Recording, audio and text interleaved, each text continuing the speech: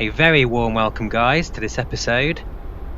In front of us is a beautiful, stunning rendition of the Falcon 50 by Carenado. Now, this is a fairly new release for them, and since they've entered the world of X-Plane, they've been releasing some fantastic aircraft, particularly business jets, for X-Plane 11 particularly. And we're going to have a look at this aircraft today. I've had it for a while, but I haven't just had much time to fly it. And yeah, I did a couple of flights in it, very kind of brief sort of circuits, and just seeing how she flies and handles, and I'm really impressed. As a 737 spools up behind us. Now we're at Farnborough at the moment, and there is a very special reason why we're at Farnborough. And that's because I've flown from here recently in a real Hawker 900 XP. And it's funny, actually, it's quite strange how I remember a 737 being exactly right there when I was there in real life, so that's pretty accurate. I don't think it was an American livery as such, but let's just enjoy these sounds. Wow.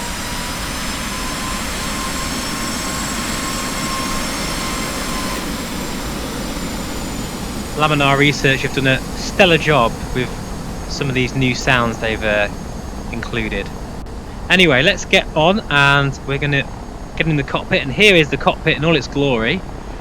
Now, there's a real old school feel about this aircraft as an airport vehicle crashes into it. I think really because of it's got three engines, which is quite unusual. If you just look outside quickly again, you have a look at this quite incredible and very kind of 60s or even 50s style kind of look to it, even though it's got this very sleek fuselage and sort of nose. So it's got reminiscence of the Hawker as well as some older airliners, and it does feel like a mini airliner. It's a very quite unique looking and feeling aircraft, I guess. Even so much so that I mean, my plan is to use the TBM 900 to get me across to Washington on my transatlantic adventure. But I must admit, this would probably be a better proposition. Although, having said that, it is Carenado, so it does not have the in-depth systems, persistency, and real sort of study level modelling that you'd expect on, say, something like the TBM, and that's kind of where a long flight that would be very rewarding, because you obviously have to make sure that you do everything correctly, otherwise you will get bitten. So we're going to recreate my flight in the Hawker 900 XP. I'll just put a little picture of me next to it there. That was a very special day.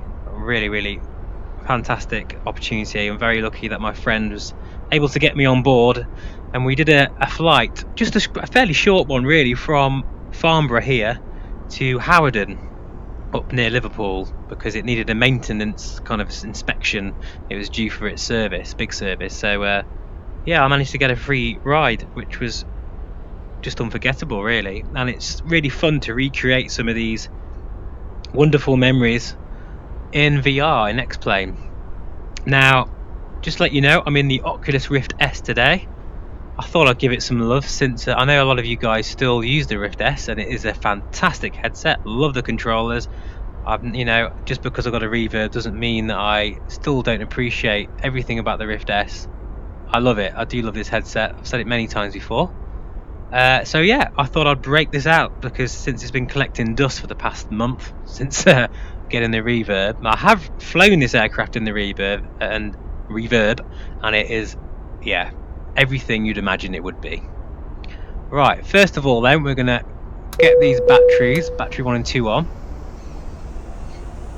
and maybe we can get our avionics panel on, which is quite strange. It's actually up here.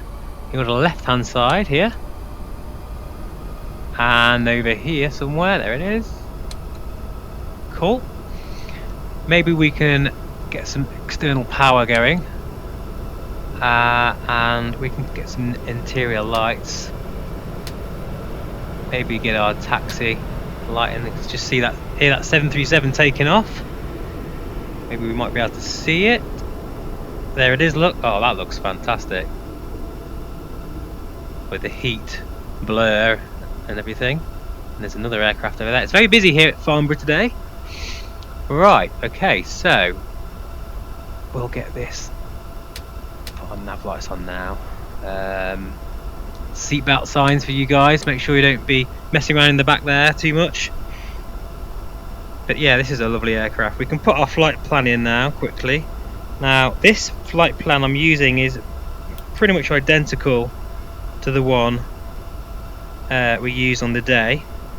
Although I'm going to try, I think, when we get to Hawarden, to capture the ILS and to see if the aircraft can glide us down really well. I did a couple of attempts at Manchester and Glasgow in my very small time in this aircraft. Oh, that just reminds me, I need to align.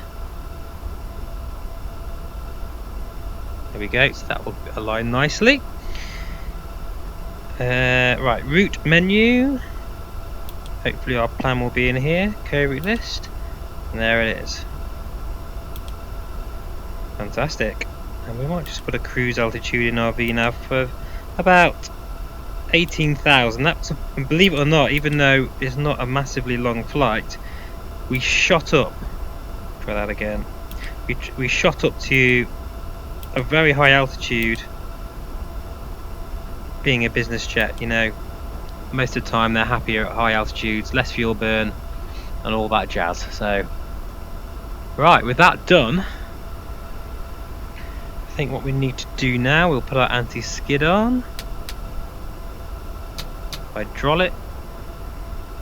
We'll set some of these ready. Air conditioning. Well, I suppose actually I should be doing that once the air engine is running. But we definitely need our boosters on. And it just feels quite a novel thing for me. I'm used to flying aircraft with one engine, two engines, and sometimes even four engines. But three engines, it's a bit like, it's a bit weird. It's like the other day I was babysitting another dog, and I'm so used to taking three dogs out. But having that extra dog just felt a little bit more odd.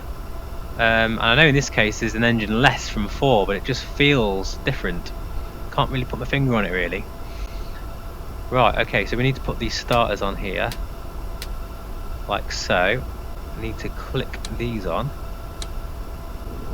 Every now and then Carenado really produces an aircraft that, I don't know, gets under your skin and there's a character to it, and I feel this one might be one of those aircraft. Right, hopefully we'll start with the middle one, and then once the NG rises, the IT rather, ITT 15, introduce some fuel. There we go. Now the sounds don't sound as spectacular as they did the other day in the reverb, I've got to say. I was actually going to put my headphones on, but I kind of forgot, and it's a bit cumbersome. I don't really like doing it, to be honest. I don't really want to put another thing on top of my head whilst in the car.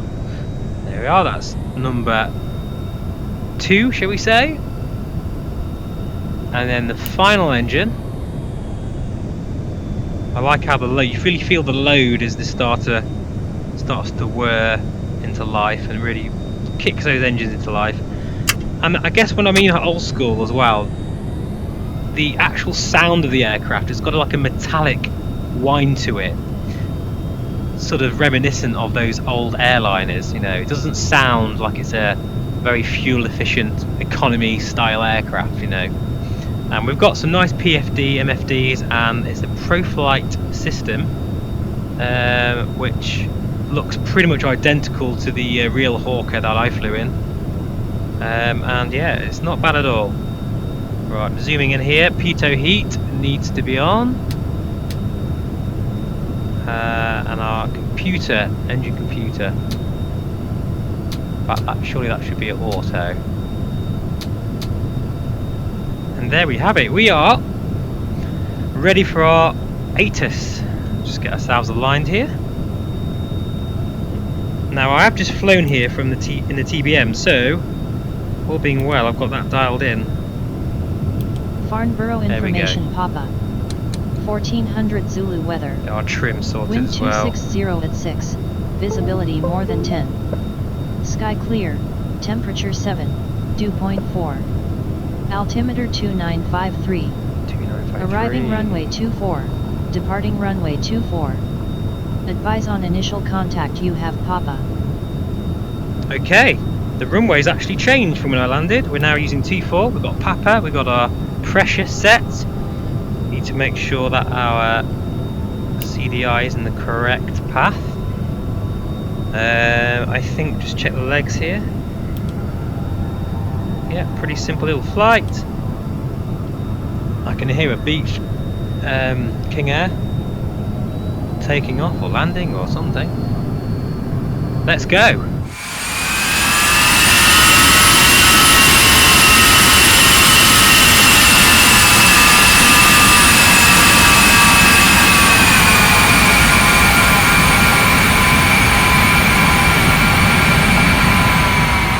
It feels quite surreal as I taxi out from Farnborough. It feels really surreal because having taken off from here, it was quite an amazing experience actually, because Farnborough is a private airfield. It's not somewhere where you would expect to take off on your holidays.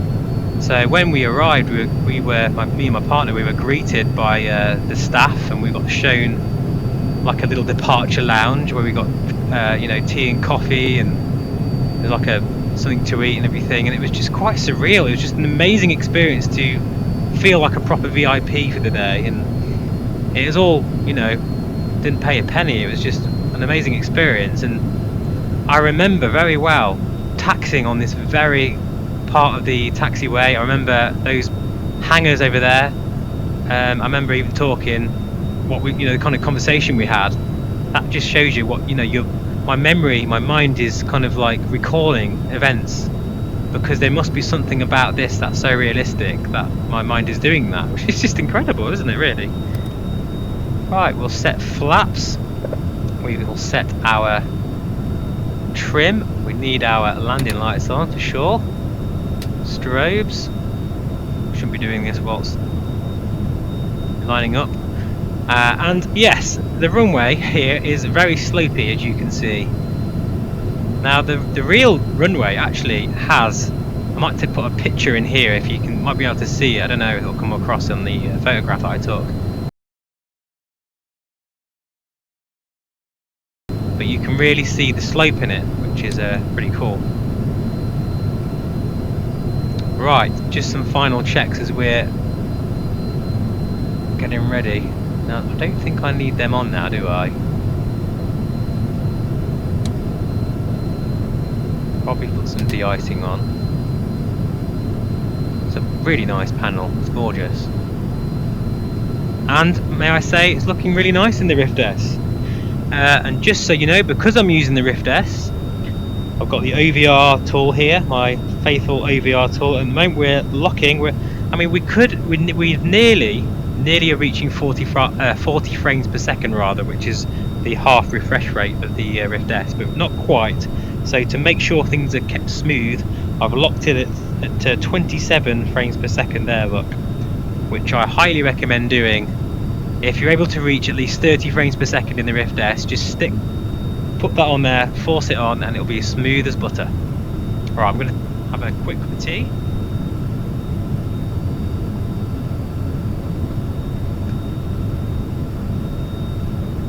I think we're ready, guys.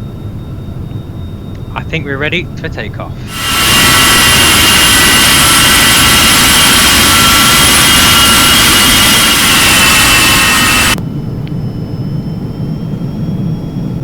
Okay, here we go. Rolling down that runway, 60 knots. Rotation speed will be about 125, 30 knots. I'm not doing anything to the controls here. And there we are, we've taken off.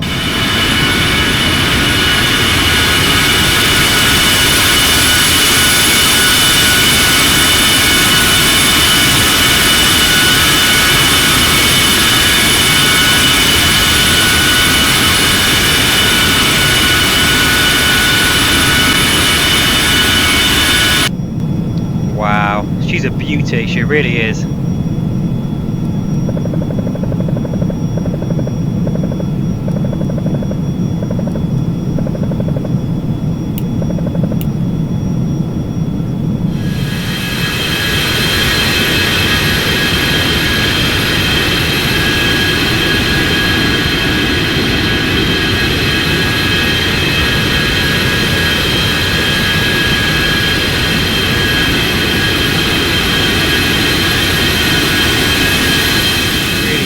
Striking looking aircraft. Kind of falling in love with it more and more. Now, question is, guys, should I use this aircraft for my transatlantic flight, or should I use the TBM 900 as I originally planned? I don't know. I can't decide what to do. It's a tough one. It's a tough decision. I mean, this is the more sensible option, really, obviously, but as great as this aircraft is, it doesn't really stand a chance in terms of the I don't know, the rewarding feeling of completing a flight, looking at your maintenance hangar and knowing you haven't trashed anything. I'll be flying from Sunburg, right at the top of Scotland, to Iceland, and then Greenland, and then Canada. So the TBM will have the range for that, if that's what you're thinking. So yeah, this is pretty damn surreal, because I just remember the terrain really well. It's not every day you get to fly in a business jet, and I think those kind of memories, they're etched into your brain, particularly when you're an aviation geek like me. It's just a fantastic experience. It's a really well done aircraft. One thing I really do love, let's see how well it captures this. Yeah, not as good as the TBM. The autopilot in the Carenado just seems a bit sloppy. They always have been a bit like that. This is why I want to try and see what it's like capturing the ILS. I don't want to find out when I'm halfway to the United States, you know, landing in somewhere in Greenland or whatever with bad weather, and realise that actually this aircraft wasn't the right one for me. So this is a good test flight for that purpose. So let that speed build. I might just back the engine off a bit now. Ultimate Weather XP for providing the clouds and the atmosphere, and it really is a very nice scene. Particularly like how it's casting shadows there on the ground. This is version 2.4, by the way, and I would highly recommend using 2.4 for VR, because it just seems to be a kind of perfect sweet spot, shall I say.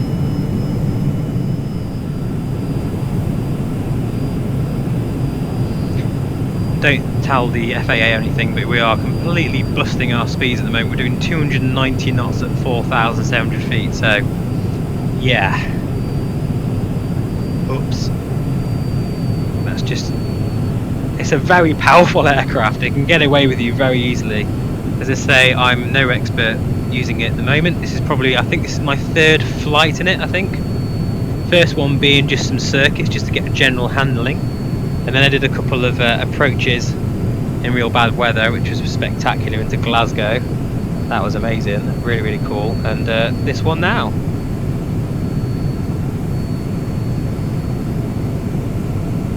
In a hazy environment like this, all I can see out there is screen door effect. And I'm particularly sensitive to it. Some people don't really notice it that much, and they can look through it. And I do generally tend to do that, but right now I'm just looking at pixels, really. It's a little pixely, if I'm honest, out there. Look down here, it's nice. Lots of colours, lots of things to look at, but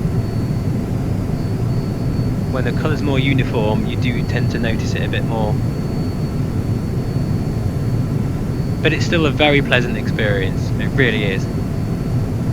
And I never ever put the Rift on my head and go, oh, this is just horrifically bad. Oh no, no, never. It's not at all.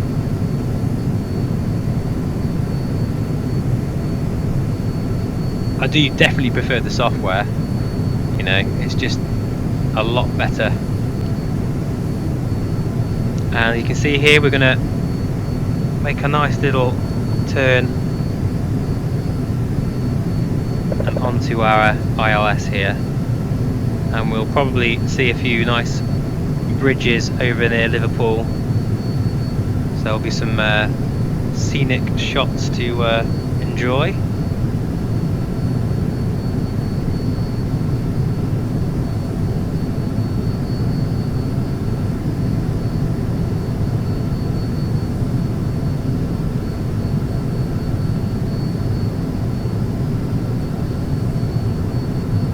Now, I've really been having a great load of fun in Aerofly FS2 recently as well in the reverb. It's been really interesting, sort of just trying out what I would call a light sim, and I mean that in LITE, meaning it doesn't have the weather or the physics or the system depth of X-Plane, of course not, but just for a bit of fun, and particularly for VR. I mean, it's probably the last word, to be honest, in VR right now. And I know that FS2 has got Vulkan implementation, and it does run really, really smooth. If I could say one thing about Aerofly, it is the smoothness. It is really, really nice. There's no way I'll ever replace something like X-Plane, no way. But it's a nice, fun little alternative, particularly if you have a VR headset. You know, you enjoy flying in VR. It is a very, very smooth experience in that sim. But I will certainly be posting some sort of video on Aerofly very soon. Okay, we're getting a little too slow here.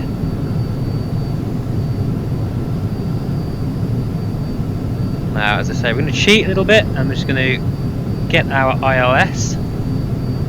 Runway 23.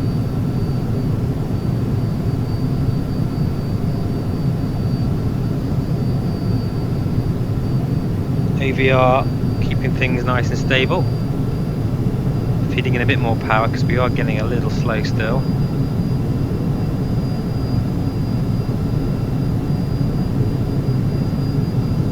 Zoom in for you so you can take another look at this panel.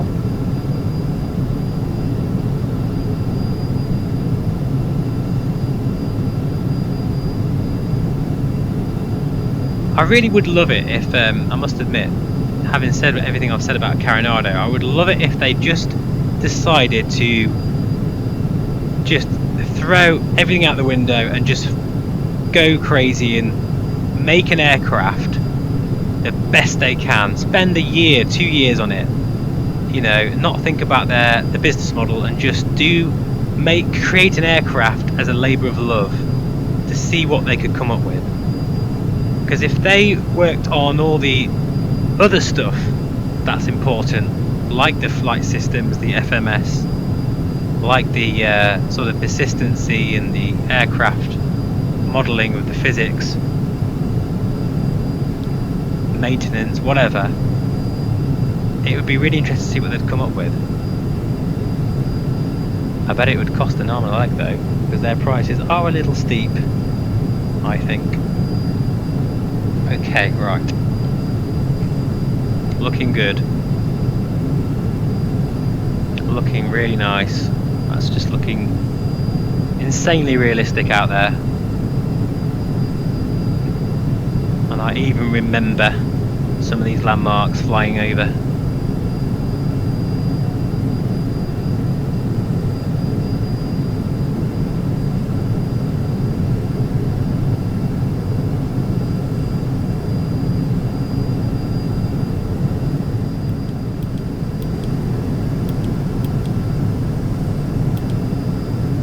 I remember in my real flight, it was about now that we were talking to Hawarden approach, and there was a beluga right behind us, I think, and we had to speed up our approach, which is a bit annoying actually, because I kind of wanted to, you know, indulge in every single moment I could flying, and if it meant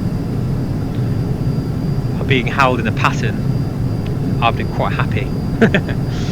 But yeah, one good thing about that is that we actually did see it land as we just exited the the runway. I had a bird's eye view of it landing, and if you've never seen a beluga, I would Google one right now, and yeah, they're very, very, very strange looking aircraft, to say the least. Okay, alright, I'm just going to keep concentrating here. I'm going to put gear down in a second.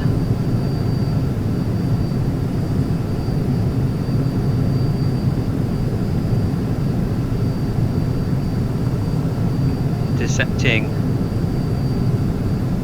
the localizer now. There we go.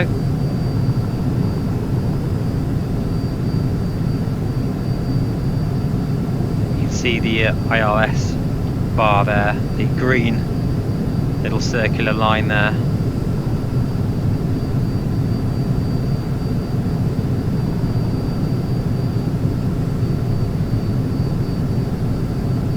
And just as I mentioned them, there's Liverpool, or particularly Liverpool Airport. You can just see it in the distance, and some of the famous bridges. And nice cooling towers there.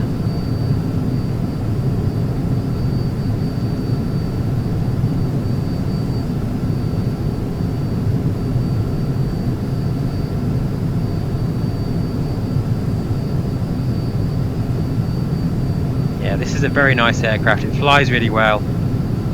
Very predictable so far. I think we're going to go for landing gear down now, I think.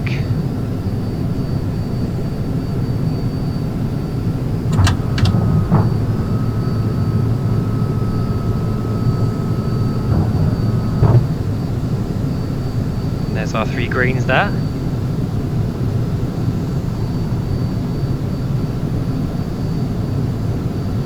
Landing light. Yeah, that's already on. Good. Oh wow, look at that. That's some famous castle down there. Very nice Orbex. That's what I love about this scenery. You can be flying around this scenery for probably years, and each time notice something different, you know.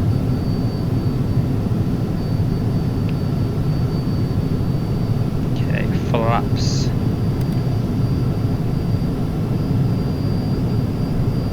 Power, we are a little slow here. Now this aircraft can bite, particularly if you get too slow on approach.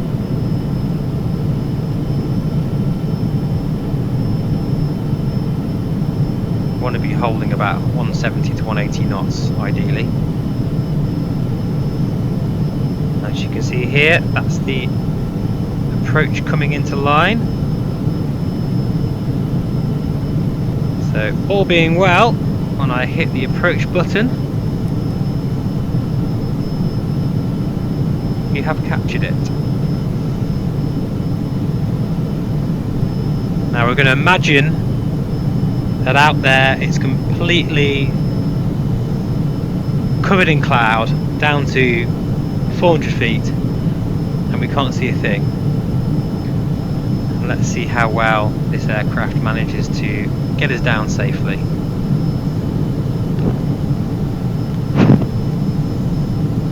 It's funny, I even remember flying over this very industrial area here, and it looks just the same. It's bringing it all back.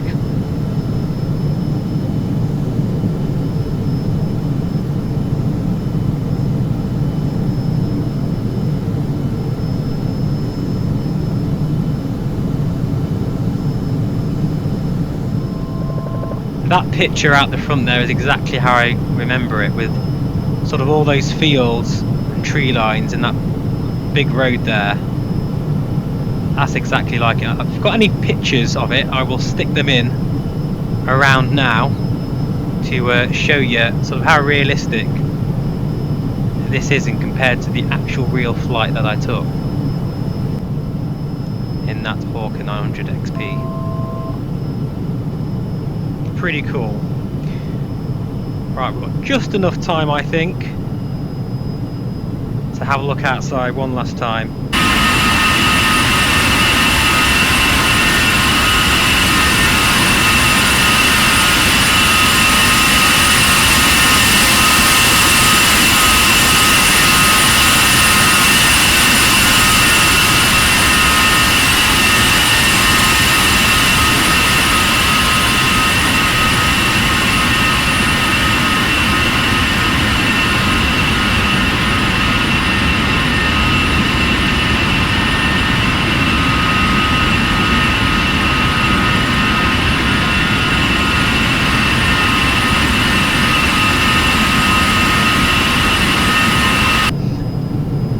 If anyone's wondering, I have objects maximum. I always leave them on max because I just love to see it. It really gives a great sense of depth.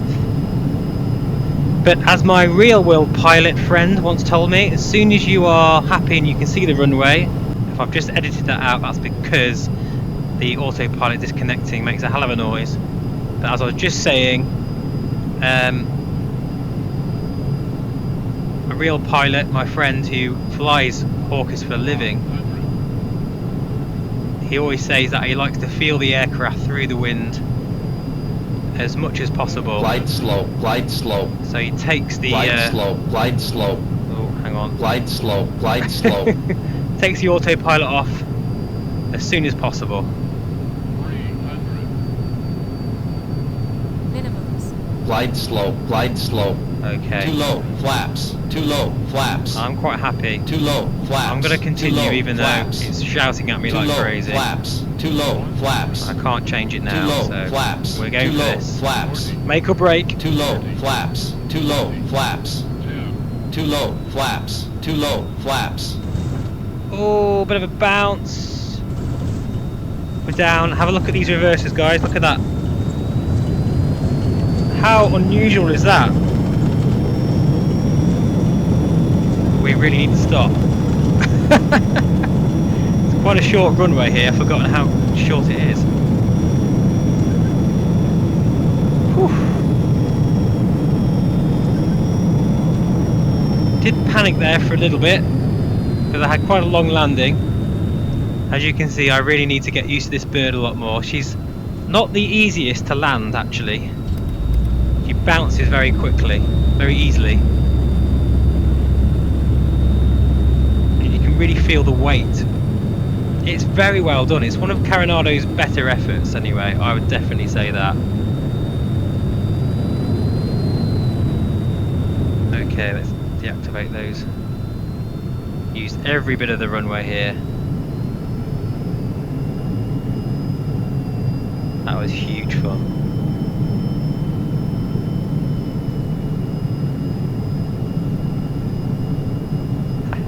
Brilliant stuff.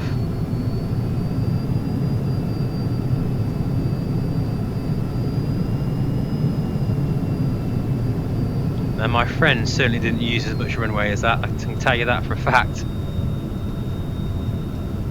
And I do have video of all of that flight, so if I get permission from him, I might make a little video out of it if you're interested. Right, okay, so landing lights off. Take these boost pumps off as well now. Take anti-skid off. Put the APU back on.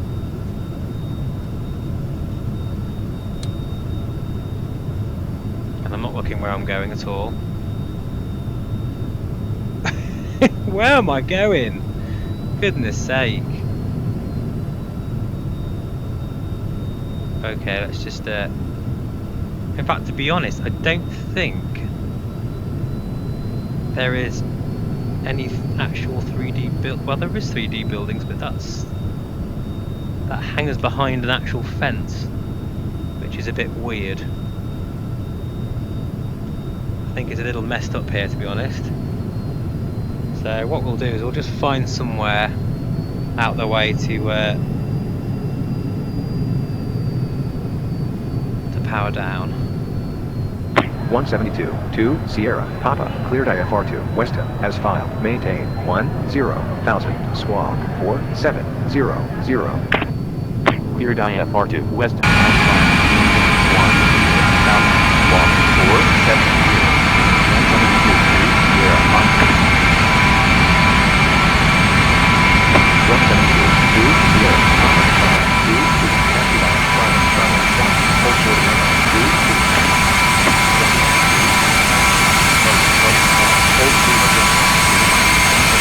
2, Sierra, Papa.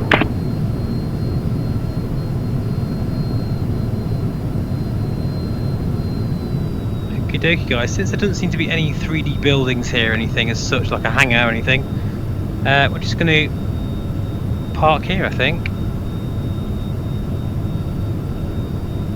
So I really hope you enjoyed that little flight there.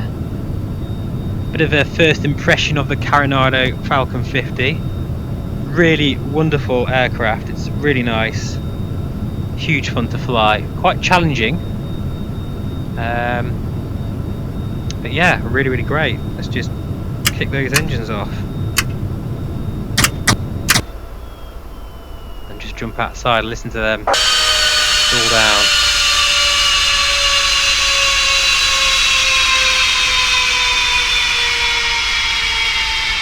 Oh, they do sound amazing.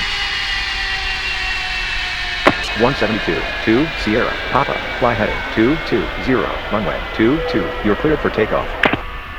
Fly heading 220. Very, runway very nice 22, indeed. 172, 2, Sierra, Papa. Absolutely superb.